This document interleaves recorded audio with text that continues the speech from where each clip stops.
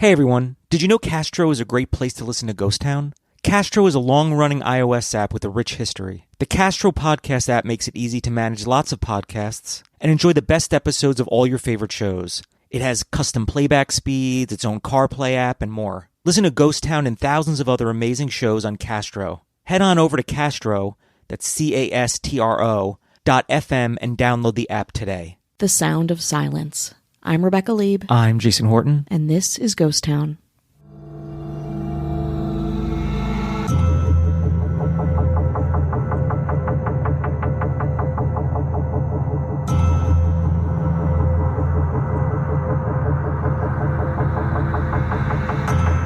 On August 21st through August 23rd, 1924, all radio stations in the United States were requested to cease broadcasting to create an environment of radio silence. This would allow for any potential signals from Mars to be more easily detected without the interference from human-made radio transmissions. This is National Radio Silence Day. It's kind of strange because when you first told me what this episode was going to be about, we think about radio silence all the time as a test, or this is a test, then radios do the little tone. Like, this is not something that's outside of our scope of understanding or familiarity, but I didn't realize, and then I'm like, oh, this is for aliens? Holy shit. We also think, like, radio silence is also a phrase. Not going to talk about this anymore. Radio silence, very mysterious in and of itself. The U.S. government supported the initiative, and the Navy participated by using their high-powered radio equipment to listen for signals. The cooperation of various government and private entities underscored the national interest in the project. Several listening stations were set up across the United States, with the primary station at the U.S. Naval Observatory in Washington, D.C. These stations were equipped with sensitive radio receivers. Can you imagine all of these different government entities cooperating like that now? It's also something like War of the Worlds didn't come out to the 1930s. This is 10 years before that. It's a pretty progressive stance on talking to aliens, especially when things like religion are so prevalent and it's just us. Yeah. So it's a pretty progressive stance for the U.S. to take, especially considering the way we have talked about UFOs, alien sightings, and they've kind of been subverted, and it's just conspiracy or crackpottery. Yeah.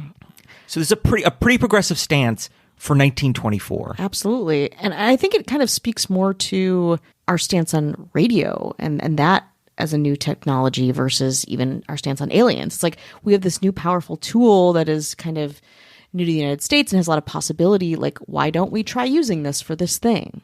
So the logic behind it is Mars was closer to Earth more than any other time in the century. So they were like, it's closer.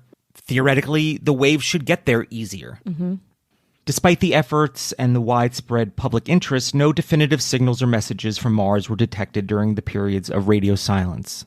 The event did, however, capture the imagination of the public and contributed to the ongoing fascination with space and the possibility of extraterrestrial life. This is a telegram from August 22nd, 1924, from the United States Army, Washington, Alaska Military Cable and Telegraph System, to Seattle, Washington. 7021 Al Navsta, 8 Navy desires cooperate astronomers who believe possible that Mars may attempt communication by radio waves with this planet. While they are near together, this end, all shore radio stations will especially note and report any electrical phenomenon, unusual character, and will cover as wide band frequencies as possible to 2400 August 24th, without interruption, with traffic, 1800, signed by SecNav, Washington, D.C., 257P. Interesting to read a telegram from the 1920s as compared to the way you would send an email or communicate with the text. I know, it's so wild.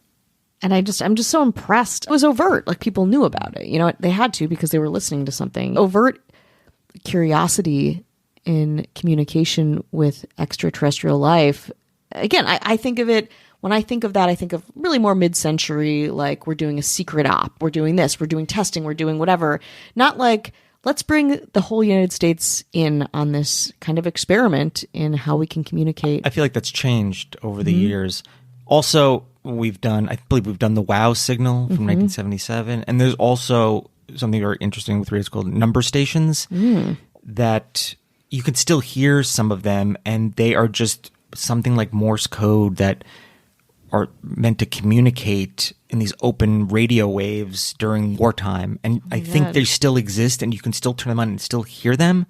Damn, we got to do an episode on that. I know it's always something I've been interested in just because number stations are just like a weird thing. I don't know. We've never done an episode on it, but maybe we should. And, listen to the radio more, everybody. Not just Sirius. Listen to that AM radio. Like, they're like, what's AM radio? Yeah, they're like, who?